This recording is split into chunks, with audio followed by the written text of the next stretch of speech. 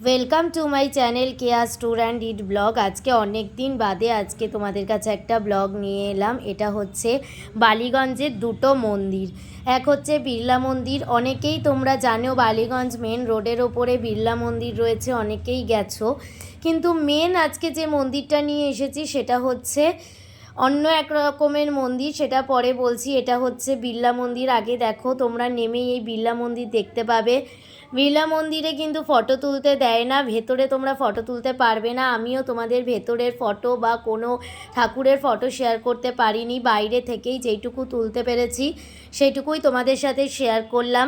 ভেতরে কোনো রকম ফটো তোলা অ্যালাউ নেই, জুতো নিচে রেখে যেতে হবে। ব্যাগে কোনো রকম জলের বোতল নিয়ে যেতে পারবে না, ব্যাগটা তোমাকে হাতে করে নিতে হবে, কোনো ঝোলানো ব্যাগ নিতে পারবে না।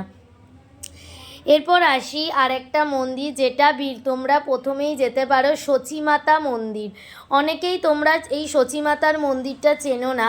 প্রথমে যদি তোমরা সকাল সকাল যদি যাও, মানে প্রথমেই তোমরা বালিগঞ্জে নামবে হচ্ছে মডার্ন হাই স্কুলের সামনে নামবে। যদি তোমরা বাসে করে যাও 45, 240, তাছাড়াও হাওড়া থেকে বিভিন্ন বাস আছে, শিয়ালদা থেকে আছে, সেই বাসে তোমরা নামবে মডার্ন হাই স্কুল গাঙ্গুরামসে। গাঙ্গুরামসের ঠিক অপোজিটে মডার্ন হাই স্কুলের পাশ দিয়ে তোমরা একটা রাস্তা পেয়ে যাবে। সেই রাস্তা থেকে মোটামুটি 7-8 মিনিট হাঁটলেই বা যে কাউকে জিজ্ঞেস করলেই দেখিয়ে দেবে তোমাদের সচিমাতার মন্দির। দেখবে যে সচিমাতার মন্দির ঢোকার আগেই একটা এক্সিস ব্যাংক রয়েছে। ঠিক এক্সিস ব্যাংকের সোজা গলিটা দিয়ে ঢুকে গেলে, এই দেখো এক্সিস ব্যাংক, এই সোজা গলিটা দিয়ে গেলেই তোমরা পেয়ে যাবে সচিমাতার মন্দির। এই মন্দিরটা কিন্তু এখানে অনেক দিনেরই পুরনো, কিন্তু অনেকেই এই মন্দিরটার খোঁজ জানে না। তার আগেই রয়েছে একটা বিড়লা মিউজিয়াম, যে মিউজিয়ামটা খুবই ভালো, খুবই ভালো। সেই ভিডিওটা আমি পরে দেব, আমার চ্যানেলে তোমরা লক্ষ্য রাখো, পরে সেই ভিডিওটা পেয়ে যাবে। আর এটাই হচ্ছে সচিমাতার মন্দির। খুব সুন্দর কাজগুলো, গায়ে খুব সুন্দর কাজ করা রয়েছে এবং এখানে ঠাকুরটাও খুব সুন্দর। মন্দিরটা ছোটোর মধ্যে খুবই ভালো। তোমরা এসে বিকেল বিকেল চলে যদি শুধুমাত্র সচিমাতার মন্দিরে যাও তাহলে বিকেল বিকেল চলে আসবে, এখানে এসে বসতে পারবে।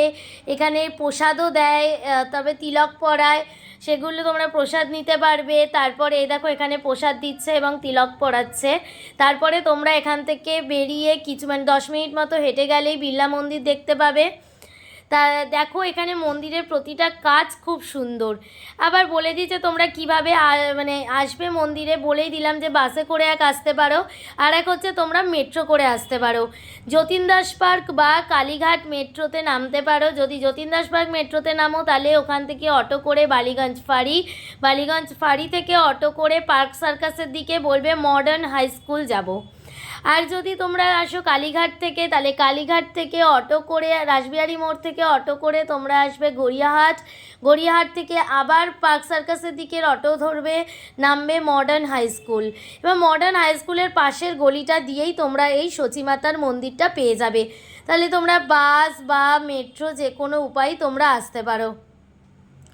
তো এই মন্দিরে শুধুমাত্র সচিমাতা ছাড়াও আরও অনেক কিছু মানে ঠাকুর ছিল পাশাপাশি, সেগুলোও তোমাদের দেখিয়েছি। দেখো, তো এই মন্দিরটা মোটামুটি বিকেলের দিকেই খোলা থাকে, 4টে 4:30 থেকেই মন্দির খুলে যায়। তোমরা চলে আসতে পারো, অনেকক্ষণই খোলা থাকে।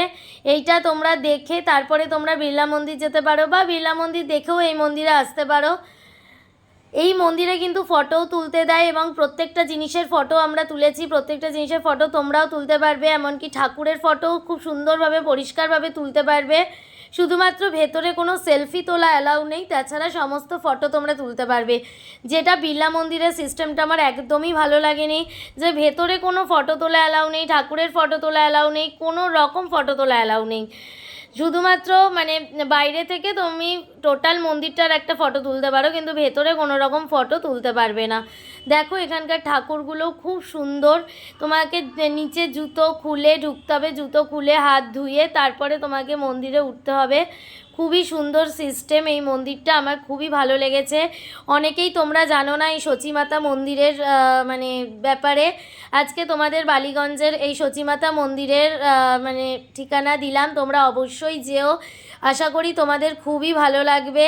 এবং এই মন্দিরের আগে তোমাদের আমি বিড়লা মিউজিয়ামের একটা কথা বললাম, তো সেই মিউজিয়ামের ভিডিও দেখার জন্য আমার এইখানে ফলো রাখো আমার চ্যানেল, অবশ্যই সেই ভিডিও দেখতে পারবে, আমার চ্যানেলেই দেখতে পাবে।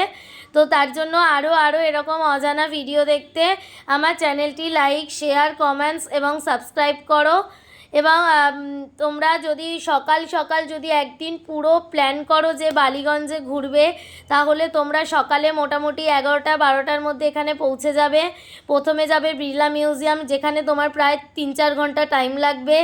তারপরে সেখান থেকে যাবে সচিমাতার মন্দির, বিড়লা মিউজিয়াম থেকে হেঁটে 5 মিনিট লাগবে সচিমাতার মন্দির, সেখান থেকে আবার হেঁটে 10 মিনিটে তোমরা যাবে বিড়লা মন্দির। তো একদিনে তোমরা 3টে ঘুরে নিতে পারবে। মোটামুটি 11টার মধ্যে ঢুকে গেলে তোমাদের 6টা-6:30টার মধ্যে টোটালটা দেখা কমপ্লিট হয়ে যাবে।